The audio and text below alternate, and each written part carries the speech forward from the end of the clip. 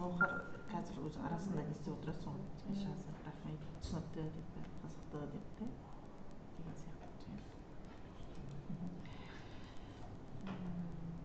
Жарайды, жақсы, құрметті әріптестер, сәлематсыз ба? Абдрахманова Сымбат Нұртазақызы және Маңғыстау облысы бойынша мектепке дейінгі ұйымдардың мамандары енді барынша мүмкіндігінше қосыла алмай жатыр.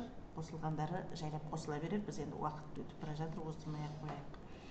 Өрлеу біліктілікті арттыру ұлттық орталығы акционерлік қоғам филиалы Маңғыстау облысы бойынша педагогикалық қызметкерлердің біліктілігін арттыру институтында 100 жаңа есім жобасымен жасалған жұмыс жоспарына сәйкес онлайн кездесу жоспарланған болатын. Осы шараға орай бүгін Сымбат Нұртазақызымен кездесуге мүмкіндік жасағаныңызға көп-көп рахмет, Сымбат Нұртазақызы. Және онлайн кездесуге қатысып отырған барлық балабақша мамандары пікірлеріңізді, сұрақтарыңызды қоюға болады. Енді Сымбат Нұртазақызы біздің мектепке дейінгі білім беру ұйымдары педагогтеріне еңбегіңіз туралы таныстырып, осы 100 жаңа есім жобасына қалай ендіңіз, осы еңбегіңіз туралы таныстырып айтып өтсеңіз және пікірлесуге мүмкіндік берсеңіз, нұр үстіне нұр болар еді. Біз білеміз, сіздің біз бармыз және біз біргеміз деген біріктірілген балалар мультипликатор үйірме студиясында қызмет ететініңізді білеміз. Сізбенен толығырақ, сіздің еңбегіңізбен толығырақ танысқымыз келеді Маңғыстау облысы. Микрофон өзіңізде. Құрметті әріптестер, бүгінгі кездесуге шақырғандарыңызға үлкен рахмет. Қуаныштымын өте. Басқа облыспен осылай онлайн әдісі арқылы кездесіп отырғаныма. Енді мен өздеріңіз білетіндей қазақша дамытушы мультфильмдер шығарамын. 2014 жылдан бастап жасап келемін. Бұл мультфильмдерім балалардың тілін дамытуға арналған мультфильмдер. Қазір өздеріңіз білесіздер, тіл бұзылысы бар, сөйлеу бұзылысы бар балаларымыздың саны көбейіп келе жатыр. 5 жаста жасы мысалы немесе 4 жаста әлі сөйлеу білмейтін балаларымыз бар. Немесе жаңағы с деген дыбыстарымыз, ш, р деген дыбыстарды дұрыс айтпайтын балаларымыз бар. Осы балаларға арнап жасаған болатынмын дамытушы мультфильмдерді.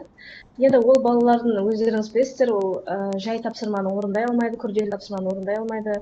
Оңай тапсырмалар беріледі балаларға. Одан соң жаңағы жай ғана тапсырманы осыны орында дегеннен гөрі мультфильмдегі кейіпкер жаңағы тапсырманы айтып отырса, соған ілесіп отырса, оған көмектесіп отырса, ол тез қызығушылықпен орындайды. Енді бұл идея маған қайдан келді деп дейтін болсаңыздар, бұл өзім 3 баланың анасымын. Екінші баламмен үйде бала күтіміне байланысты демалыста отырған кезінде қарап отырсам, балалар мультфильмді жиі көреді. Сол кезде жаңағы саяхатшы Дара деген мультфильм бар, білетін шығарсыздар. Тапсырмалар береді, соны орындайды. Соны барлығын қайталап жасап отыр екен. Сосын ойыма осы келді, неге менде мультфильм жасап көрмеске деп. Іздене бастадым, мультфильмді қалай жасауға болады екен деп. Ғаламтор желісінен қарап, сөйтіп өзім үйреніп алдым. Сосын енді осы 2012 жылдан бастап оқу әдістемелік орталығында жұмыс істеймін, Қызылорда облысында. Сол жақта мүмкіндігі шектеулі балалармен бірге жасайтын педагогтармен жұмыс істеймін, логопед, дефектолог мамандармен. Бұл мамандармен жұмыс істеу барысында енді әдістемелік көмек берейін десем, көбінесе әдістемелік құралдар орыс тілінде. Қазақша әдістемелік құралдардың саны өте аз. Бізге орысшадан аударуға тура келіп жүрді. Бір жағынан осы жаңағы олқылықтың алдын алайын, соған өзімнің көмек септігімді тигізейін деп осы мультфильмдерді жасап шығардым. Бұл мультфильмдерді жасаған енді өзім барып көрдім, балалардың қалай қабылдағанын, балалардың қызығушылықпен орындап отырды тапсырмаларды. Қазір енді бұл сериалмен шықты. Балғаштықсы, мысалы, дыбыстарды машықтандыру деген бұл 5 сериядан тұрады. Түрлі жаттығулар. Енді өздеріңіз білесіздер, дыбыстарды қойған кезінде бірінші жаңағы дыбыс айтылады, одан кейін ол буында, сөздің басында, сөздің ортасында, сөздің аяғында, мысалы, ш дыбысы болса, ш, сөздің басында шана, ортасында мысалы аша деген сияқты, соңында пеш деген сияқты кете береді. Сондай бірізділік жаңағы жүйесін қолдана отырып жасадым. Және бұл жасалып болғаннан кейін барлығын Абай атындағы ұлттық педагогика университетіне жібердім. Сол жақтан пікір алып, сол кісілердің жаңағы қолдауын алып отырдым. Өйткені олар мамандар не дегенмен. Енді өзім педагог болғанымен педагог психологпын, бірақ мультипликатор емеспін, режиссерлық оқымағанмын еш жерден. Көп ізденуіме, көп жаңағы талпынуыма тура келді. Бірақ қуанам, жаңағы қазір енді барлық мультфильмдерімді 30 шақты мультфильмім бар, барлығын ғаламтор желісіне салып қойғанмын. YouTube желісінде барлығы Сымбат Абдрахманова деп іздесеңіздер шығады. Қолданып жаңағы жүктеп жатқан адамдардың саны күннен күнге артып келеді. Ол мен үшін қуаныш үлкен. Жалпы кез келген адам енді жасаймын деген адам қолынан келеді екен, сондықтан да тек іздену керек екен. Жалпы мектеп жасына дейінгі балаларға арналған бұл тек қана бір жобам емес, тағы да қосымша жобам бар. Ол қазақша логарифмика деп аталады. Бұл логарифмика жобасы жаңағы ән айтып, билеп жасалынатын жаттығу сергіту сәттері. Бұны да қазақша жасап шықтық. Видео жаңағы сабақтары бар, қалай жасауға болатыны. Одан кейін жаңағы плюсовка, минусовка дейміз ғой. Сонысын да жазып шықтық. Кәдімгі әдістемелік құрал ретінде шығарылып, осы жақта таратылды. Егер сіздерге де керек болса, оның видео сабақтары YouTube желісінен көшіре аласыздар. Егер минусовка, плюсовкасы керек болса, жекеге хабарлассаңыздар, мен сіздерге оны салып жібере аламын почта арқылы. Осындай жаңағы жұмыстарым бар. Одан бөлек психолог ретінде жаңағы балалардың арасында суицидтің алдын алу жобасы сіздерде енгізілді Маңғыстауда. Біз Маңғыстауда болғанбыз. 2016 жылы ол жақта оқытқанбыз психологтарды. Біріккен ұлттар ұйымының балалар қорының қолдауымен жүріп жатыр қазір республикада. Соның координаторы болдым осы Қызылорда облысында. Әлі де сол проектімен, сол жобамен жұмыс жасап келе жатырған маманмын. Сұрақтарыңыз болса, енді жауап бере өтейін. Рахмет, Сымбат Нұртазақызы, еңбегіңіз өте қызықты, жақсы. Біздің әсіресе мектепке дейінгі білім беру ұйымдарының мамандары үшін бұл таптырмайтын еңбек екен. Бізде де әрине осы қазақ тіліндегі материалдар өте тапшы.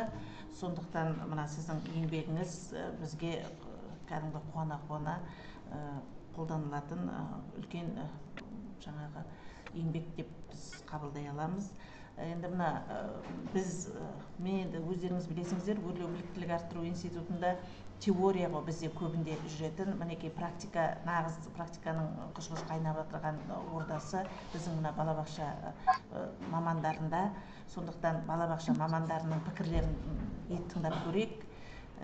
Тыныштық Қалниязовна, сіздің ойыңыз, сіздің осы Сымбат Нұртазақызының еңбегіне деген көзқарасыңыз қалай болды? Қызықтырды ма сізді? Сол туралы, иә? Сөз өзіңізде. Ең біріншіден саламатсыздар ма? Сымбат Нұртазақызы, пікіріңізді тыңдап өте қуанып отырмын. Балабақшаға, жалпы мектепке дейінгі ұйымға өте керек құралдар дайындаған екенсіңіз, өте қуаныштымыз. Бізде осы Маңғыстау облысы бойынша, Ақтау қаласы бойынша осындай әдістемелік сіздің құралдарыңызды егер қолдана алсақ қуанар едік. Сізге шығармашылық табыстар, жетістіктер тілеймін. Рахмет, көп. Енді сіздің оқу әдістемелік нелеріңізді біз жаңа бір дұрыс тыңдай алмай қалдым. Бір неден біз бұны қалай пайдалана аламыз, қай жерден ала аламыз? YouTube желісінде Сымбат Абдрахманова деп іздесеңіздер, менің каналым бар. Сол жақта мен жүктеп қойған. Сымбат Абдрахманова, иә. Сондықтан алсаңыздар болады, алып қолдансаңыздар болады. Одан кейін тағы да айтқым келеді, соңғы осы 2018 жылы тағы да мультфильмдерім жарық көрді. Ол өлкетануға байланысты Қызылорда, өзіміздің облысқа байланысты шықты. Одан кейін отпен ойнама балақай деген от қауіпсіздігін алдын алу. Соған байланысты шықты. Ол мультфильміміз біздің балапан арнасынан көрсетілді, жергілікті арналардан көрсетілді. Оны да өздеріңіз қолдансаңыздар болады, балаларға шыртымен ойнауға болмайтынын түсіндіру сабақтар өтеді, сіздер сол кезде қолдансаңыздар болады. Енді мультфильмді мен Қызылорда облысы бойынша осы мектепке дейінгі ұйымдарда осы сіздің еңбектеріңіз қолданылып жатыр ма? Иә, қолданылып жатыр. Қолданыста барлығына біз тегін таратып бергенбіз, олар қолданып жатыр. Және ғаламтор желісіне де салып отырамын, жаңағы Facebook, әлеуметтік желілерге салып отырамын, қолданатын адамдар болса қолданысын деп. Енді мен сол үшін дайындадым ғой бұл материалдардың барлығын. Сондықтан да Инстаграм, Фейсбукта материалдар шығады ғой? иә сол жаққа салып отырмын. Өйткені енді Рахмет бір сізге. балаға болсын жаңағы септігім көмегім тисе сол менің мақсатыма жеткенім деп білемін. Сондықтан қолдасаңыздар мен қуана қуанышты боламын сіздерге. Және енді мультфильмдерге байланысты айтатын болсам, неге мультфильм деп көп сұрайды, сонда айтқым келеді. Мен балам 2013 жылы, 2011 сол балалардың кішкентай кездерінде YouTube желісінде қазақ тілінде мультфильмдер өте аз болатын. Көбінесе орыс тіліндегі мультфильмдер болатын, және балаларым сол мультфильм көп көретін болғандықтан тілдері орысша шықты олардың. Енді бұл тенденцияны қарайтын болсам, тек біздің облыста ғана емес екен, республика бойынша жалпы сондай тенденция келе жатыр. Қазақ тілінде отбасы қазақ тілінде сөйлесе де, балаларымыз орыс тілінде сөйлейді. Өйткені мына YouTube желісінде орысша мультфильмдерді көрген әсерінен. Өйткені ата аналар тікелей баламен қарым қатынасқа түспейді, көбінесе жұмыс басты, көп уақытын жаңағы мультфильмнің алдында өткізгендіктен сондай жаңағы қиындықтар келіп жатыр да. Енді қазір біз осы мезетте сол проблеманы шешпесек, ары қарай ол үлкен проблемаға айналуы мүмкін деп ойлаймын. Қазақ тілін сақтап қалуда, өзіміздің ұлттық тілімізді сақтауда да үлкен маңызға ие деп білемін. Сосын енді орысша ойлаған бала, орысша жаңағы не істеген бала қазақ мектебіне келгенде қиналады екен. Өзім балдарымда байқап жатырмын, мысалы қ, ң деген дыбыстарды айтқан кезде, солар жазған кезде қиындықтар көп туындады. Сондықтан да сол ойлаймын, енді қазақша контенттерді, қазақша мультфильмдерді, қазақша материалдарды YouTube-ге көбейтсек деген ойымыз бар. Өте жақсы, Сымбат Нұртазақызы, сіздің еңбегіңіз өте қызықты. Біздің мектепке дейінгі білім беру ұйымдарына қол жетпейтін құрал екені, әдістемелік құрал екені көрініп тұр. Әрине енді сіздің жаңағы тақырыптарыңыз біздің бекітілген жаңағы үлгілік бағдарламаға сәйкес, стандартқа сәйкес тақырыптары келіп тұрса, ол сіздің мультфильміңізде, мына жасап жатырған еңбектеріңіздің барлығы да күнде қолданыста болады деген ойдамын. Себебі қазақ тілінде жаңада жоғарыда айтып өттім, қазақ тіліндегі материалдар бізде тапшы ғой. Сондықтан барлық Қазақстан бойынша барлық облыстарда қолданыс табады деген ойдамын. Еңбегіңіз үстем болсын, әлі де жұмыстаныңыз, талмаңыз, осы жұмысыңыздың жемісін көріңіз дегім келеді. Енді мына біздің Маңғыстау облысының мамандары, мектепке дейінгі ұйымдарының мамандары өте қуанышта отыр. Мінекей беседаға да жазып отыр, өзіңізде бар болса көрерсіз. Енді Бөбек Абдыраманова Кубокулова дейтін әріптесіміз, сәлеметсіз ба, қазақ тілді балабақша мамандары үшін өте қажет материалдар екен, міндетті түрде қолданатын боламыз дейді. Жаңағы YouTube желісінен алып қолданады ғой. Мен енді рахметімді жаздым. Мектепке дейінгі жастағы балаларға қазақ тілін сапалы меңгерту өте өзекті мәселе. Сондықтан деп жазып жатыр жаңа Кубокулова Ақбөбек Абдырамановна. Әрине, бізге де осы жалпы біздің балабақшалар үшін өте өзекті мәселе. Шындығында да қазақ тіліндегі материалдар тапшылық бізде. Оның үстіне жаңағы сіздің бағдарламадағы тақырыптарыңыз біздің үлгілік бағдарламаға сәйкес келетін болса, онда тіптен жеңіл болады ғой біздің мамандар үшін. Басқа? Рахмет. Тағы бір сұрақ қойсам болады ма? Сымбат Нұртазақызы, сіз жаңа айттыңыз ғой, психолог маманның бойынша да еңбектерім бар деп, қандай еңбектеріңіз бар екен, сол туралы айтсаңыз. Менің еңбектерім енді мектепке дейінгі жастағы балаларға арналған емес, психолог ретінде бұл жасөспірім балаларға арналған. Жасөспірімдер арасында суицидтің алдын алу жобасы бойынша жұмыс жасаймыз. Халықаралық ұйымдармен, өзім Европаның психиатрлар қауымдастығының мүшесімін. Сол кісілермен бірге жұмыс жасаймыз. Ғылыми жұмыстар жазып жатырмыз қазіргі таңда. Енді Европада ғылыми жұмысты жариялау өте қиын екен. Біз сияқты емес, кәдімгі жаңалығым болмаса, олар сені жарияламайды екен. Қазір енді бір мақаланы жазып жатқанымызға қазір 2 жылдан аса уақыт өтіп кетті. Әлі жазып жатырмыз. Енді жариялаймыз деп үміттенеміз соған. Сол сондай. Сізге Рахмет. Көп рахмет сізге. Осындай қазақы тәрбиедегі балаларды тәрбиелеймін деген ойыңызға рахмет. Рахмет үлкен. Рахмет Тыныштық Қалниязқызы және Сымбат Нұртазақызы, өте жақсы сіздердің пікірлеріңізбенен, сіздердің сұрақтарыңыз арқылы біздің Маңғыстау облысындағы педагогтер өте жақсы мағлұмат алды деп есептеймін. Және де мына логарифмика жобасы жасалып отырған жобасыңызға сәттілік тілеймін. Сол жобада біздің мектепке дейінгі білім беру ұйымдары үшін өте құнды жұмыс болып есептеледі.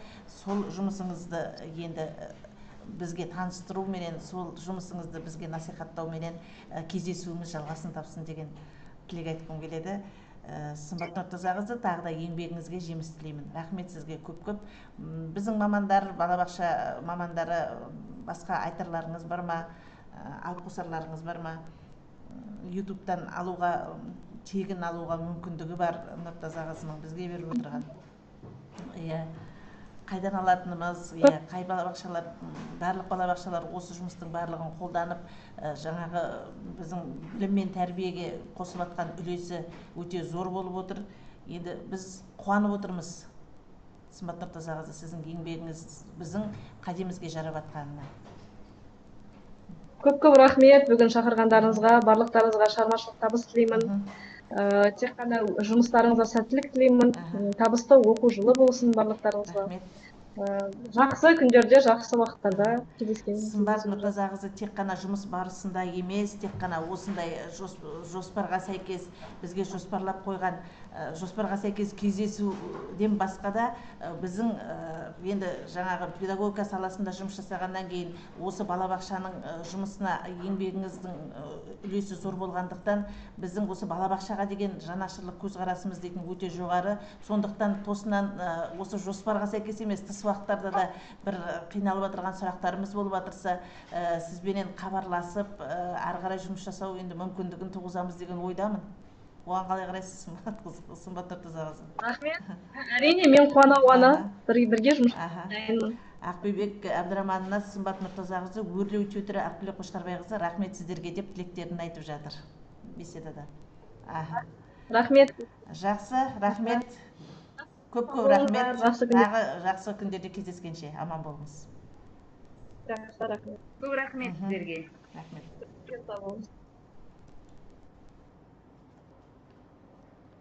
Болды? Бүтіп қалды ма? Айтау кеше жарты сағат болады. 15 минут дедім. 17-18 минуттай болды. Мына записьті не істейсің, тоқтатасың ба? Менікіден кірмейді екен, Билан барады.